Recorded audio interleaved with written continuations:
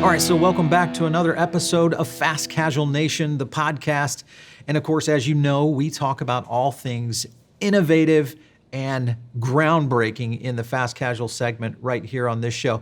And today we're going to be exploring the bakery cafe segment. And the idea, I mean, this is one of the cornerstones of fast casual. When you look at some of the titans that kind of cut their teeth on fast casual, from Panera all the way back to Au Bon Pain, these are companies that have been exploding over the past decade to 15 years. And what's unique is we have seen some new entrants really starting to take a solid position in the space. And one of those is Paris Baguette. And with me today, I've got CEO Jack Moran. Great to have you, Jack. Paul, my pleasure to be here. Yeah. So, Jack, when you look at your resume, you've been in the bakery cafe business for a while. You were over at Le Pain Cotadine, and now with Paris Baguette, you seem to love this space. What's kind of connecting you to it? So 17 years in the bakery cafe space. The interesting thing, Paul, is I come from casual themed dining. I started working with a guy named Isaac Tigret, who he and his partner, Peter Morton, founded a concept called the Hard Rock Yep. Cafe. Yeah. Isaac opened the first one in the US in New York City. I went to work for him. And over time, I worked for the Hard Rock in the Northeast US and then in Canada. And then in 1999, they moved me to Europe to run the business in Europe. Okay. And they moved me to Paris, France. What a While I great was place. living in Paris selling burgers and beer and T-shirts, I became a bakery aficionado. And over 4 years of living in France, I really became a connoisseur of baked goods, of baguettes, of croissants, of good espresso. And I decided to change segments. I thought there Wow. was a huge opportunity for growth in the bakery cafe segment. I left Hard Rock Cafe after 16 years of international employment, and I went to work for Au Bon Pain, the one that you just mentioned.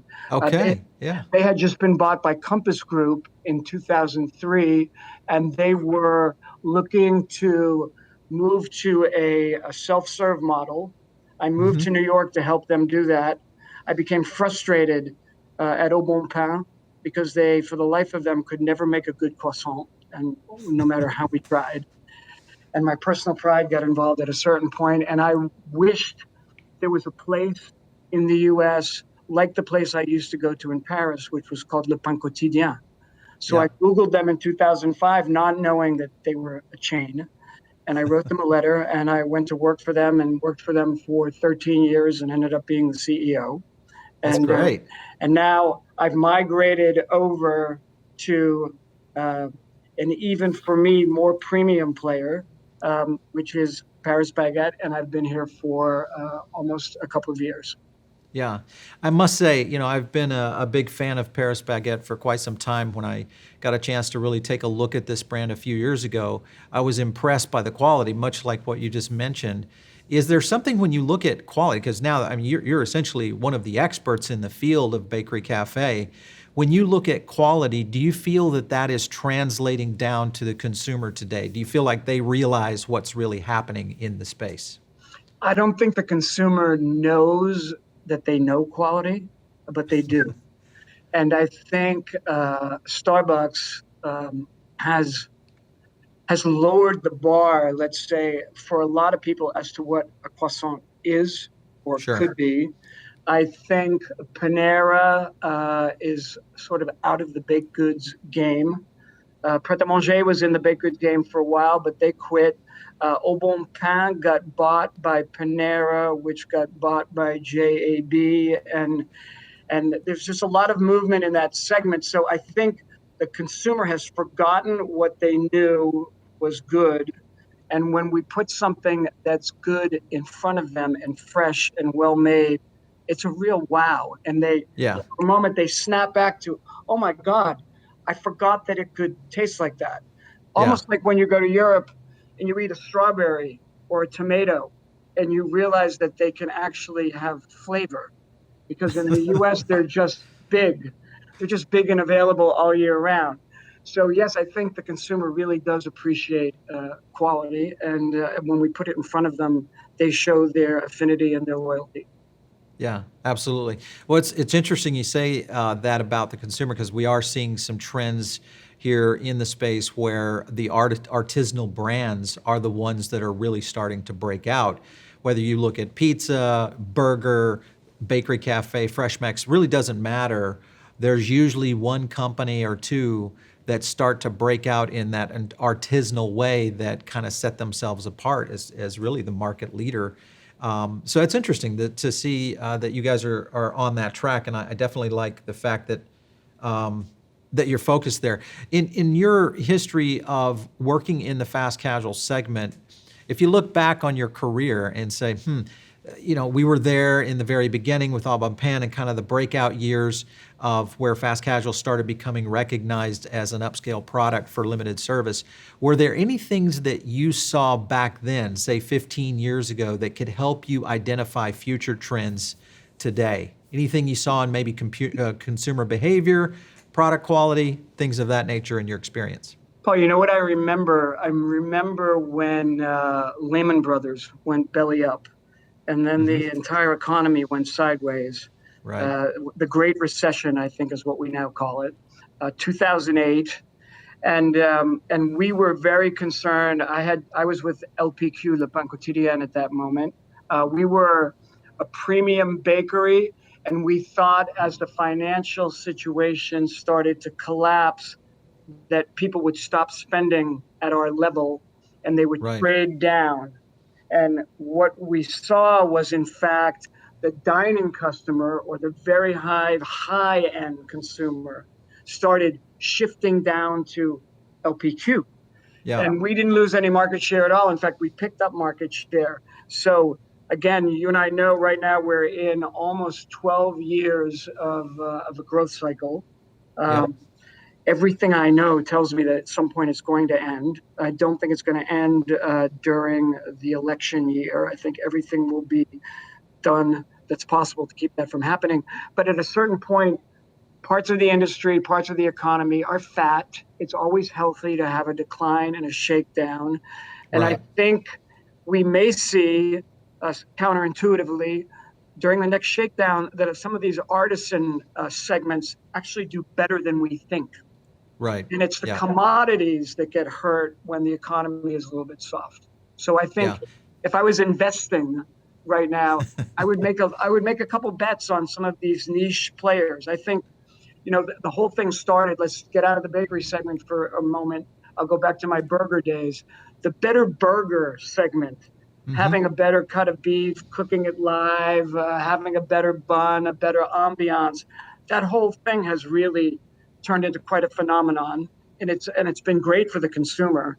Um, I think seeing that applied to other segments like pizza, like salad, like bakery, Right. it's time that happens. Yeah, absolutely. I think you're dead on because the trends are showing that. In our research with Foodable Labs, we follow really kind of the top 150 currently, and what we could classify as emerging brands, Paris Baguette being one of them. And something that we have noticed in the past 3 years is a very interesting trend around the multi-unit concepts that are more chain driven, where transaction numbers are starting to slide. These are solid fast casuals, companies like Panera Bread, Firehouse Subs, you name it. The guys that have been leaders for quite a while.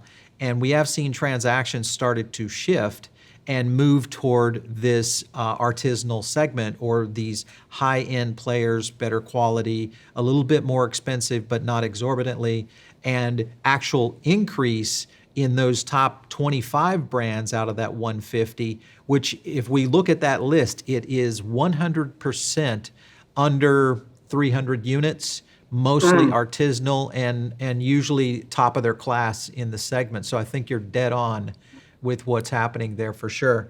So Jack, when you look at Paris Baguette, you guys of course are a franchise system. You've got about 80 units plus.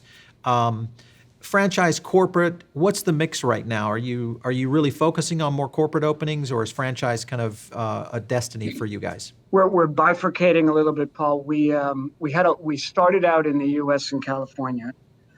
We had about 45 locations on the West Coast. We own the majority of them, and this year we've started what we call refranchising, We've taken about 10, 15. I think I'm in the process with about 15, and we're selling those company-owned businesses back to existing franchisees Okay. and getting out of that game a little bit. But on the other end, in Manhattan, I had 3 franchisees. I've shut them down. We've taken the whole market back, company owned, and we just opened 8 company-owned Paris Baguettes in Manhattan. So we're we're going in 2 different directions. I think we want to own New York City, and then I think for the rest of the U.S. and maybe North America, we would like the franchise, and maybe at some point maybe be 10, 15% company owned and the rest franchise. That's a good mix. So has it been tough going or tough sledding to get to a group of franchisees that can kind of uphold the quality level that Paris Baguette represents? So interestingly, if I go backward for a minute, we started out in LA selling 1 franchise to 1 mom and pop, and Hmm. then a second to a mom and pop, sort of the subway model, if you will. Right, right, And we were not well known enough and didn't have good enough unit economics that we could attract some of the serious multi-unit players. Um, we've worked diligently on our unit economics, and as you know, as you start to grow, the first thing that happens is you can start to leverage your suppliers. Um, right, you start to grow. You start to give them volume. In exchange for volume, they give you price. As you create a growth narrative, now you can go back to them and say, I'm going to grow exponentially, and I'd like you to be my partner. What can you give me in exchange for even more growth? So we've watched without hurting our quality. We've watched some unit economics improve as a result of better pricing. That's allowed us to bring in and attract some multi-unit players. I think as we migrate into 2020, 2021, 2022, we'll be working with far more significant players, and we are attempting to avoid, except in the extraordinary circumstance, doing one-offs anymore. We're going to be doing area right. development agreements, and maybe even in like say Mexico, I might license all of Mexico City to 1 developer. Interesting. Very cool. Well, I think that's it's a strategy that I've seen work in a variety of brands where they really get, because you get a lot of buy-in, there's a lot of investment dollars, so it's kind of a you just can't fail type approach. They're that dedicated to the brand, which is what you need when you have a real high quality product that has to really maintain a level of performance for customer acceptance. So you guys, of course, are showing up heavily on the rewards program and online ordering. Matter of fact, it's kind of your poster children on your website. How is that going for you guys? Well, we I would say I have mixed results. We launched the our app just about a year ago, Uh, and it has been growing wildly. Um, Online ordering through the app looked good until I had a technology snag, hmm, and we are a Korean brand, counterintuitively, with a name like Paris Baguette. We can talk about that at some point. Um, and we were using all proprietary Korean point of sale system. And the Korean technology does not integrate well with the American order online and pickup technology. gotcha. So my capital plan for 2020 was to come up with an investment amount to convert all the U.S. locations to a new point of sale. And I Wow. was awarded that capital, and now I'm in the process of doing that. And I think all of that will be fairly well integrated by the end of 2020, and then we can move forward a little more aggressively. Yeah. So online ordering, we've seen third party, ordering and delivery really kind of position in the industry for the past few years. Last year was the first time that we saw transaction decline in third party delivery companies, and this has included the likes of Grubhub, Uber Eats, et cetera.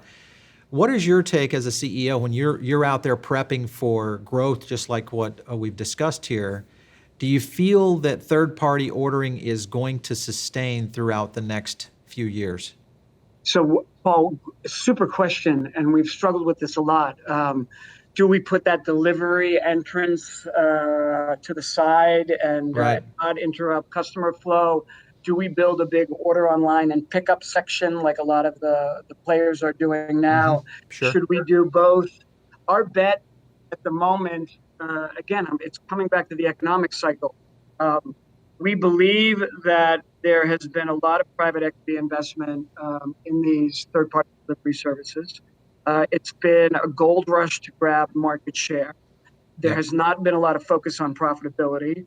Mm-hmm. I think the PE firms are now starting to become a little impatient, but they're holding on.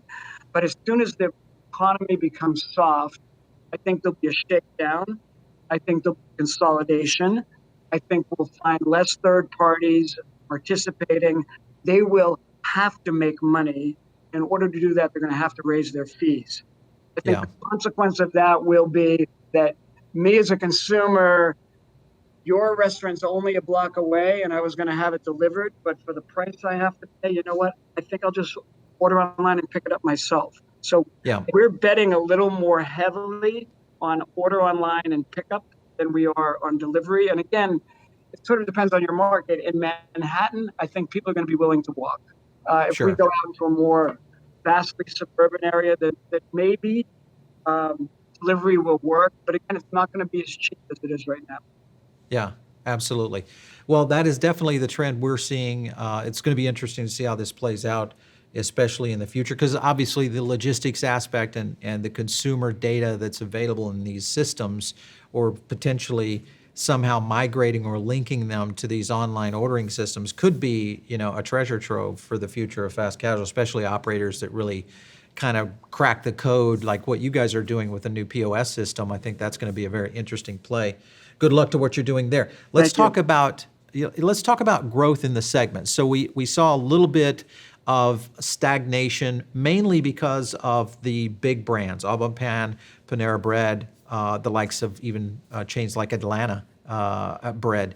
What are you seeing in terms of growth for these artisan bakery concepts like yourself that are starting to break out in the next 5 years? So I think I'm going to include Corner Bakery in my conversation too. Okay. I think Au Bon Pain, Panera, Corner Bakery. I can't speak about Atlanta Bread. I don't know them as well, but I went to a Corner Bakery recently in Denver, and it was mainly soup, salad, sandwich delivery evening. Mm-hmm. Yep. I've been in Panera. It's catering, soup, Right. salad, sandwich delivery. Um, Au Bon Pain was starting to go down that path. So what we believe is that the bakery segment has been abandoned, and that when I read, I think Nation's Restaurant News at the end of every year or the beginning of every year has like the Hot 200, and then they break that down into segments. I went to pizza, I understood it. I went to burger, I understood it. I went to chicken, got it. Salad, got it. Went to bakery cafe. I thought, It's all over the place, right? I don't even understand who's here. Yeah. It's an empty category with a bunch of players who used to be involved in that segment, and they're doing Right. something completely different. So we think for a baker who's willing to bake on site in every location, which is what we do on Mm-hmm. site Yep. every day, if you're willing to do that and you can reawaken for the customer what that quality was that they forgot, Yeah. they will come. And there's a white space because Yeah. Yeah. remember when I forget who it was, Starbucks bought a bakery concept called La Boulange Yep. in San Francisco, Mm-hmm. because Starbucks was going to go back into the viennoiserie business, pain au chocolat, croissant. They were heating them to order. They had a big initiative about that, and they're right back where they were 5 years Yeah. ago.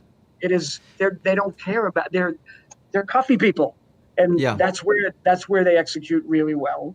Yeah. And we're not coffee people. We try to have good coffee, but we're a bakery, a bakery, a bakery. And I think for us and anyone else who wants to take the time to bake well, there's an open space. And I understand why Panera left and why Au Bon Pain left and why Corner Bakery Sure. left, because it's really labor intensive and it's super expensive. Yeah, yeah, absolutely. I got a chance to work on some projects with Boudin SF, which I think is another one of those artisanal bakeries that just do a great job there in San Francisco. And I was impressed with their operations. And much like what you guys are doing in your stores is really going all out in terms of the art and the craft of great baked goods. So I think that's going to be the magic there. In terms of the architecture, or I should say the infrastructure of Paris Baguette, how are you guys set up in terms of your owners, your kind of your executive team? What's the team look like there at Paris Baguette today? Let's go back. Let's go to owners first. It's very interesting. So there was a guy in North Korea in 1945 who opened a bakery. He started baking bread, and he invented an anthracite tunnel oven, and he was able to bake lots of loaves of bread at the same time, maybe even up to 100. And that was unheard of at the time. And then there was a war in Korea, and he had to move his bakery from North Korea to South. And after the war, the population was famished and impoverished, and the government gave stimulus to people who could feed the population. So he got a little help from the government to grow, and he turned into a big mass producer of dough and bread. He handed the business to his son, and his son in 1988 decided to develop a bakery concept in Korea called Paris Baguette.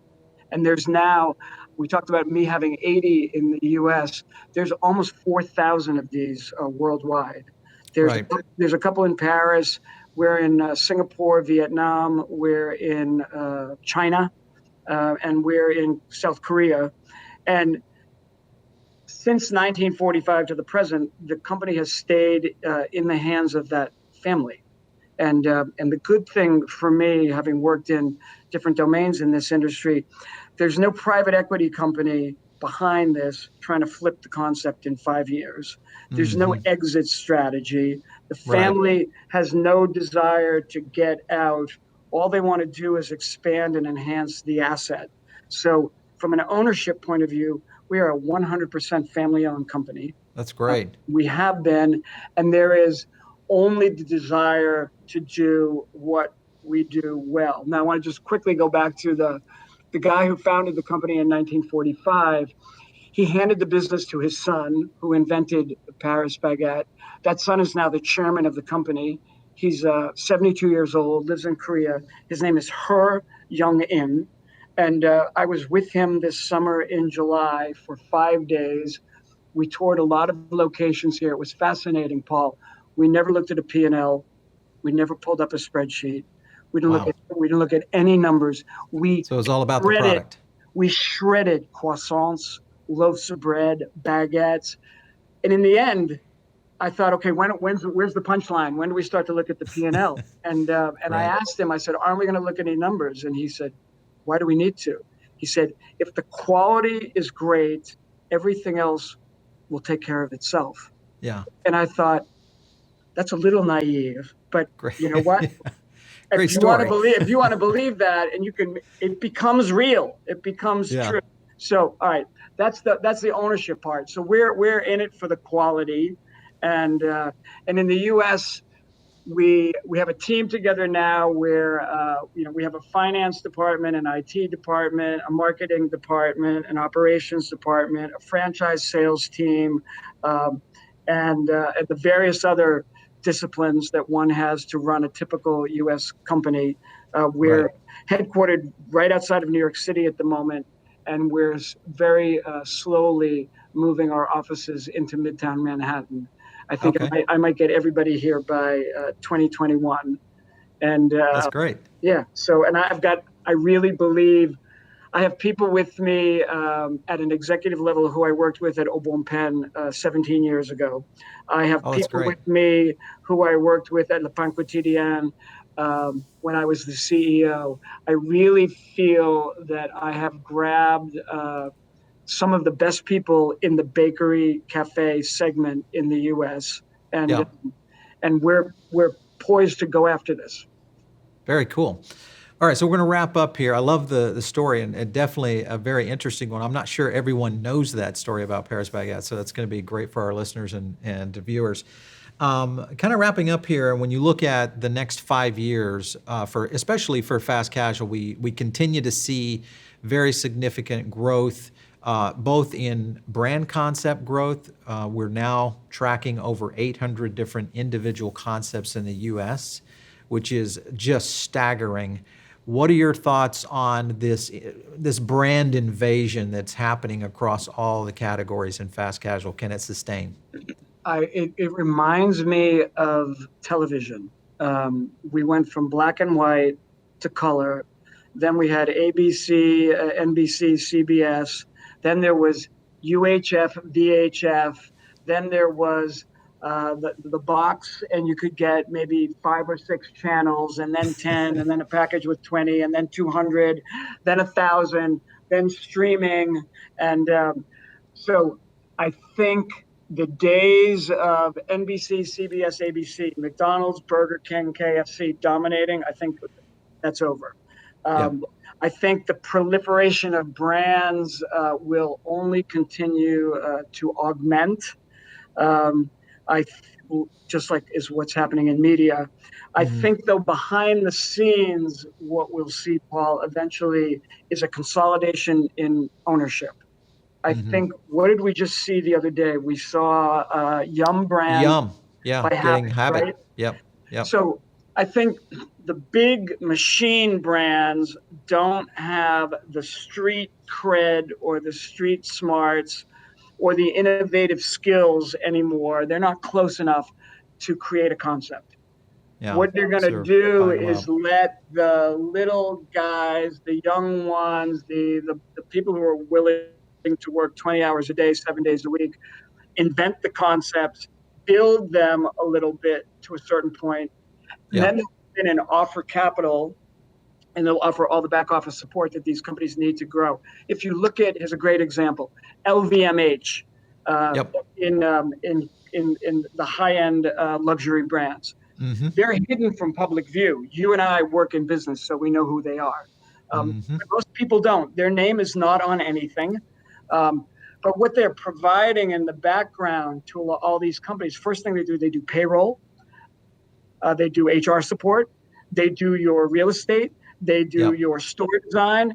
All you need is to have the brand name and the creative capital to keep the brand sacrosanct. Rolling. And Yeah. all the behind the scenes stuff gets done. So I think, to answer your question, brand proliferation, and then when the economy starts to get a little soft, there'll be a consolidation on the back end.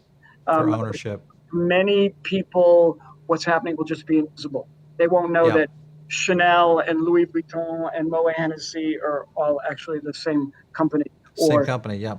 or Sweet Green and Chopped are owned by the same company. Who knows? Yeah. Yeah, for sure. And I think we are seeing that some brand consolidation.